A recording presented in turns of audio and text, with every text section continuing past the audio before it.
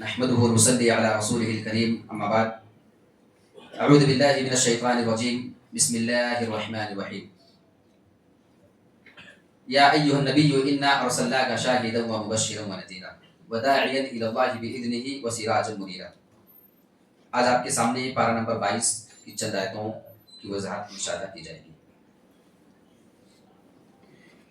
اللہ رب العالمین نے قرآن مجید کے اندر اللہ اور اس کے رسول کے فیصلے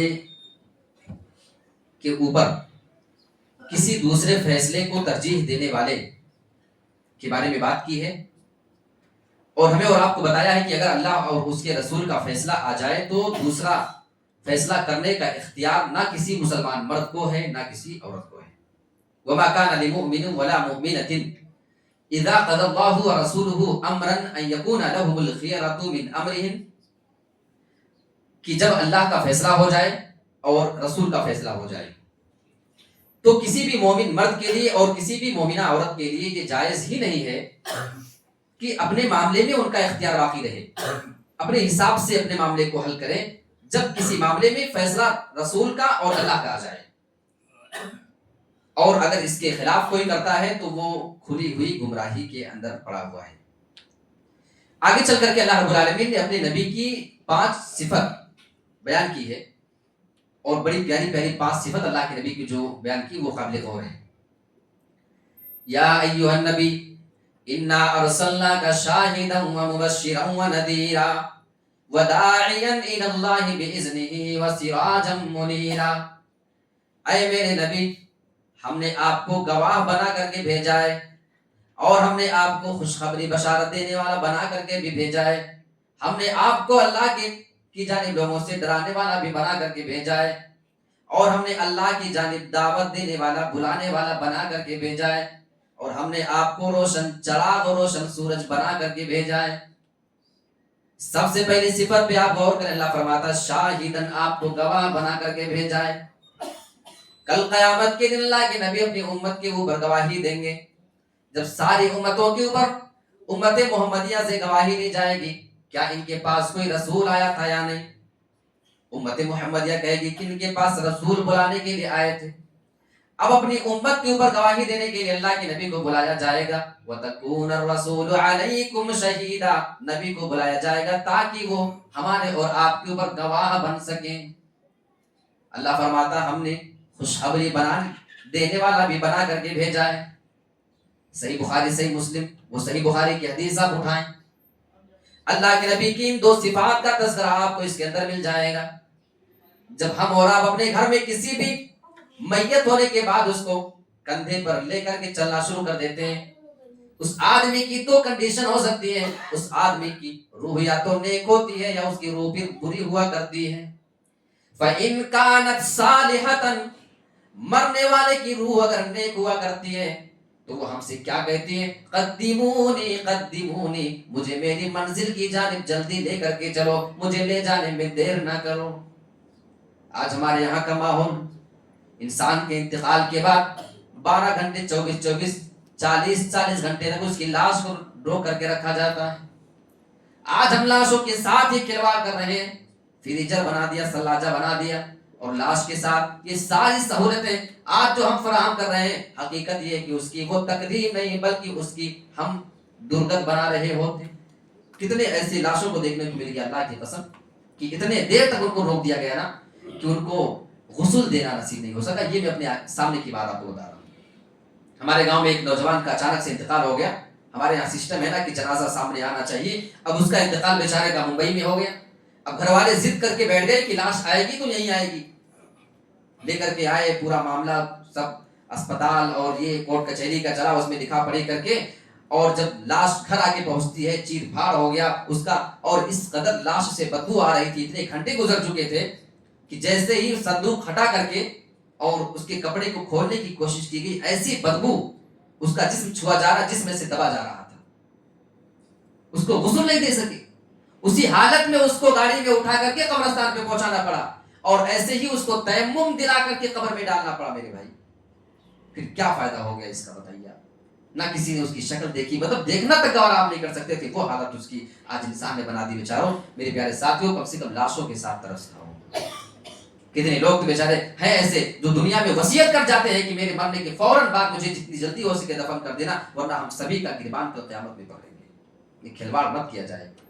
اگر وہ نیک روح ہے، اس کو جلدی پڑی ہوئی ہے مجھے لے کر کے چلو، لیکن ہاں اگر اس کی روح بری ہوا کرتی ہے، وَإِنْ كَانَتْ غَيْرَ صَالِحَةٍ، اگر مرنے والے کی روح نیک نہیں ہو بلکہ بری ہوا کرتی ہے، قالت یا ویلہا این تذہبون بہا، اس کی روح یہ چیخ و پکار مچا رہی ہوتی ہے، ہم سارے لوگ کندھے پہ اٹھا کر کے لے کے جا رہے ہیں، اس کی روح وہاں پہ چیخ و پکار مچا رہی ہے، ہائے میری بربادی، ہائے میری تباہی، تم لوگ مجھے کہاں لے کر کے جا رہے ہو؟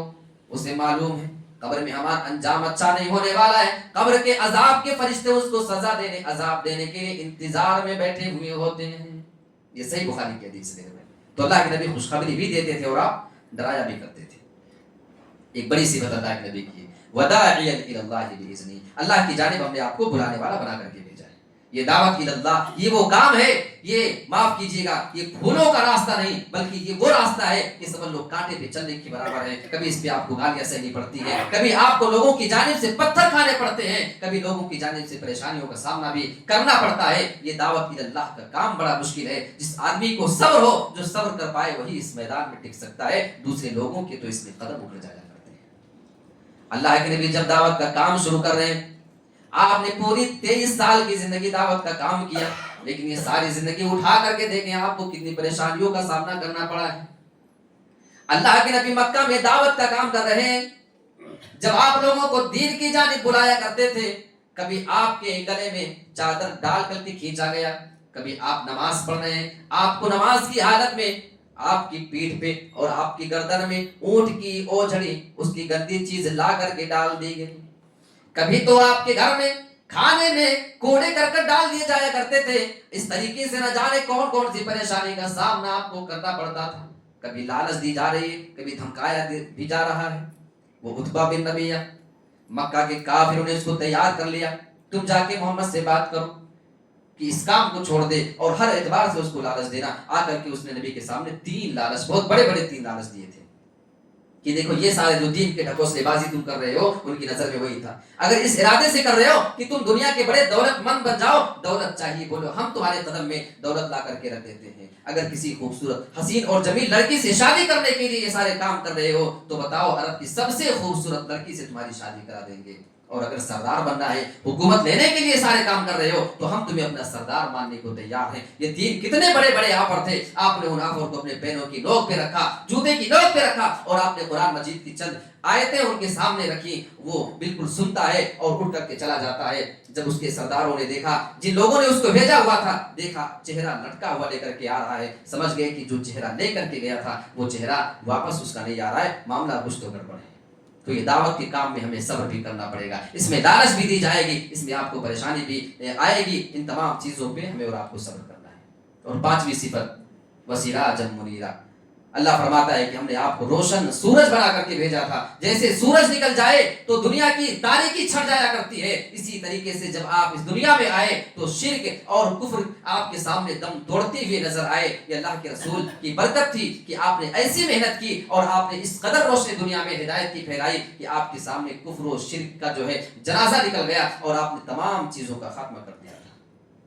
اس کے آگے چلے، بڑی عمدہ بات اللہ تعالیٰ میں بتاتا ہے، یوم تقلب وجوہہم فی النار یقولون یا لیتنا اطعنا اللہ واطعنا الرسول۔ جو لوگ دنیا میں اللہ اور اس کے رسول کی بات کو مانا نہیں کرتے ہیں، دوسروں کی اطاعت، دوسروں کی فرما برداری وہ کیا کرتے ہیں، جب ایسے لوگوں کو کل قیامت کے بعد جہنم کے اندر ڈالا جائے گا، تقلب وجوہہم فی النار، جہنم میں ان کے چہروں کو الٹ پلٹ کر کے جھلسایا جائے گا۔ جیسے آپ فرائی کرتے ہیں، آپ جب کسی چڑیا کو آگ پہ بھونا کرتے ہیں، اس کو الٹا پلٹا جاتا ہے تاکہ اس کے جسم کے تمام اعضاء اس میں بھون سکیں۔ اللہ بیان فرما رہا ہے جہنم میں ڈالنے کے بعد ان کے چہروں کو اسی طریقے سے الٹا پلٹا جائے گا۔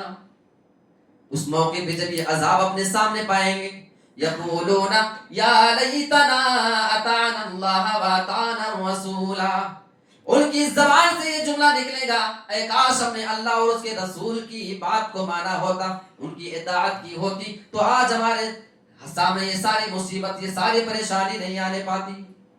اور وہ وہاں پہ نا اللہ کے سامنے ایک اور بات کریں گے، وَقَالُوا رَبَّنَا إِنَّا أَطَعْنَا سَادَتَنَا وَكُبَرَاءَنَا فَأَضَلُّونَا السَّبِيلَ۔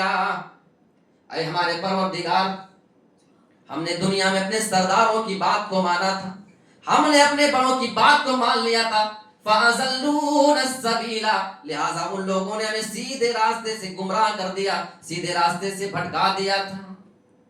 یہ انجام ان کا ہوگا، ان کا یہ خود ماننا ہوگا کہ ہم نے اپنے نہ بڑوں کی بات مانی ہوتی، نہ آج ہمارا یہ حال ہوگا۔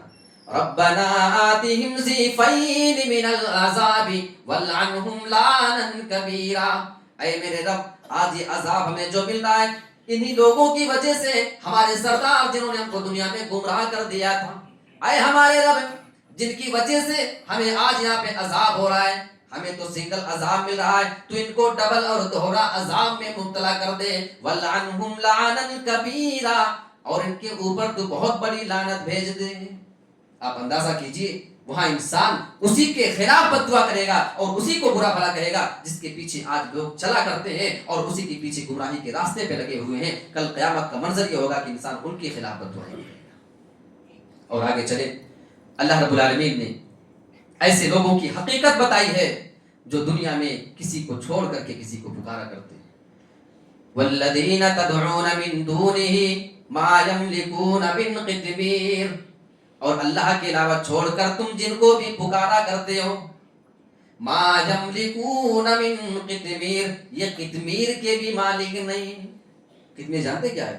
آپ کھجور کھاتے ہیں، کھجور کی گٹھلی آپ دیکھتے ہیں، کھجور کی گٹھلی پہ آپ جب ناخن ماریں تو ہلکا سا سفید اس پہ چھلی ہلکی سی نکلتی ہے، دیکھا کبھی وہ کور وائٹ کلر کا، یہی قطمیر ہے۔ اللہ فرما رہا ہے تم ان کو پکارتے ہو، تمہیں روزی دیں گے، دولت دیں گے، اولاد دیں گے، اس بنا پہ ان کی حیثیت یہ ہے کہ یہ کھجور کی گٹھلی کے چھلکے کے بھی مالک نہیں ہے۔ ان تدعوہم لا يسمعوا دعاءکم، اگر تم ان کو پکارو تو یہ تمہاری پکار نہیں سن سکتے ہیں۔ وَلَوْ سَمِعُوا مَا اسْتَجَابُوا لَكُمْ، اور مان لو بفرض محال اگر یہ تمہاری پکار کو سن بھی لیں، مَسْتَجَابُوا لَكُمْ، تو تمہاری پکار کا جواب نہیں دے سکتے ہیں۔ وَيَوْمَ الْقِيَامَةِ يَكْفُرُونَ بِشِرْكِكُمْ، کل قیامت کے دن جب تمہارے سامنے آئیں گے، جب ان کو معلوم چلے گا کہ یہ لوگ تو اللہ کے ساتھ ہمیں پکارا کرتے تھے، کل قیامت کے دن انکار کر دیں گے، تمہارے شرک کا انکار کر دیں گے۔ وہ انکار کر دیں گے، اللہ ہم نے ان سے کب کہا تھا کہ ہمیں اللہ کے ساتھ یہ پکارا کریں۔ اسی بات کو سورہ یونس میں آیت نمبر 27، یہ تو سورہ فاتر ہوگی، سورہ یونس آیت نمبر 27 اور 28 کے اندر اللہ تعالیٰ نے اس کو مزید واضح کر دیا ہے۔ ما کنتم ایانا تعبدون، وہ کہیں گے نا بھائی دیکھو دنیا میں تم ہماری عبادت نہیں کرتے تھے، وَإِن كُنَّا عَنْ عِبَادَتِكُمْ لَغَافِلِينَ، ارے بھائی دنیا میں جو تم کچھ کرتے تھے نا ہم تمہاری عبادت سے غافل تھے، ہمیں نہیں معلوم کہ تم نے ہمارے ساتھ کیا کیا ہے۔ پلو چھاڑ دیں گے، وہ آدمی جہنم کے اندر چلا جائے گا۔ اچھا دنیا میں آپ بزنس کرتے ہیں، آپ تجارت کرتے ہیں نا، ہر تجارت کا دنیا میں ایک اصول ہے، بڑے سے بڑا تجارت والا، بڑے سے بڑا بزنس مین، کبھی نقصان ہوتا ہے کبھی نفع ہوتا ہے نا جی۔ اللہ تعالیٰ قرآن میں ایک بزنس بتا رہا ہے، اگر کرنا ہے اللہ رب العالمین کی بتائی ہوئی بزنس کو اگر کوئی کرنا چاہتا ہے تو اس آیت کو غور سے سن لے، جس میں نقصان کا چانس ہی نہیں ہے۔ ان الذين يتلون كتاب الله واقاموا الصلاه وانفقوا مما رزقناهم سرا وعلانية يرجون تجارة لن تبور، جو لوگ قرآن مجید کی تلاوت کیا کرتے ہیں، جو قرآن کو پڑھا کرتے ہیں، نماز قائم کیا کرتے ہیں، نماز کو وہ چھوڑا نہیں کرتے ہیں، وَأَنفَقُوا مِمَّا رَزَقْنَاهُمْ، اور ہم نے ان کو جو روزی دے کر کے رکھا ہے اس روزی میں سے وہ خرچہ کیا کرتے ہیں۔ اور خرچ کرنے کا دو انداز ہو سکتا ہے، سرًا وعلانیةً، کبھی تو چھپا کر کے دیا کرتے ہیں اور کبھی وہ دکھا کر کے دیا کرتے ہیں۔ دونوں طریقے سے آپ اللہ کے راستے میں دے سکتے ہیں، آپ چھپا کر کے بھی دیں، آپ دکھا کر کے بھی دیں، لیکن آپ کا خلوص دل میں ہونا چاہیے، نیت آپ کی صحیح ہونی چاہیے، آپ کے دل میں دکھاوا نہیں ہونا چاہیے۔ اگر کوئی آدمی یہ 3 کام اپنی زندگی میں کر لیتا ہے، اللہ رب العالمین قرآن میں گارنٹی لے رہا ہے، اور ہمیں قرآن مجید پہ اتنا ہی بھروسہ ہے جس طریقے سے ہمیں اپنی زندگی پہ بھروسہ ہے۔ ہم جانتے ہیں کہ ہم زندہ ہیں، ہم کون ہیں، جتنا ہم پہ بھروسہ ہے اس سے کہیں زیادہ ہمیں قرآن کی آیتوں پہ بھروسہ ہے۔ اللہ رب العالمین قرآن کے بارے میں شروع میں اعلان کر رہا ہے ذالک الکتاب لا ریب فیہ، یہ قرآن پڑھنے سے پہلے کان کھول کر کے سن لینا، اس قرآن میں ذرہ برابر شک اور شبہے کی گنجائش نہیں۔ اسی قرآن میں اللہ یہ بتا رہا ہے اگر کوئی آدمی یہ 3 کام اپنی زندگی میں کر لیتا ہے، یہ آدمی ایسی تجارت کر رہا ہے، یہ آدمی ایسی بزنس، ایسی تجارت کی امید کر رہا ہے لن تبور، جس میں کبھی بھی نقصان نہیں ہونے والا ہے، کبھی بھی اس میں خسارے کا سوال نہیں پیدا ہوتا ہے، اس آدمی کو اس کا منافع، اس کا بدلہ ملنا بالکل کنفرم ہے۔ تو کرنا یہ تجارت کون سے ہے؟ قرآن کی تلاوت، نماز، اور کیا؟ صدقہ خیرات کرنا اللہ کے راستے میں۔ اللہ کو اتنا محبوب ہے، اتنا پسند ہے نا کہ اگر کوئی یہ کر لے تو یہ ایک ایسا بزنس ہے جس کا بدلہ اللہ تعالیٰ دیتا ہی دیتا حال میں ہے۔ اگر دنیا میں کوئی بڑا بزنس مین اس ایریے کا اعلان کر دے کہ کون ہے جو میرے ساتھ بزنس کرنا چاہے تو اس کو بہت بڑا فائدہ دینے والا ہوں، لائن لگ جائے گی، ہر آدمی اس کے پیچھے بھاگنا شروع کر دے گا۔ یہاں اللہ رب العالمین بلا رہا ہے، تو آئیے اللہ رب العالمین کی بتائے ہوئی اس بزنس کی جانب اپنے آپ کو ہم لگائیں اور اللہ رب العالمین سے ثواب کی امید رکھیں۔ اللہ تعالیٰ کہی گئی تمام باتوں پہ ہم سب کو عمل کرنے کی توفیق عطا فرمائے، آمین۔ والسلام علیکم ورحمۃ اللہ وبرکاتہ۔ ایک ضروری اعلان یہ ہے کہ یو پی میں ضلع سدھارتھ نگر کے جس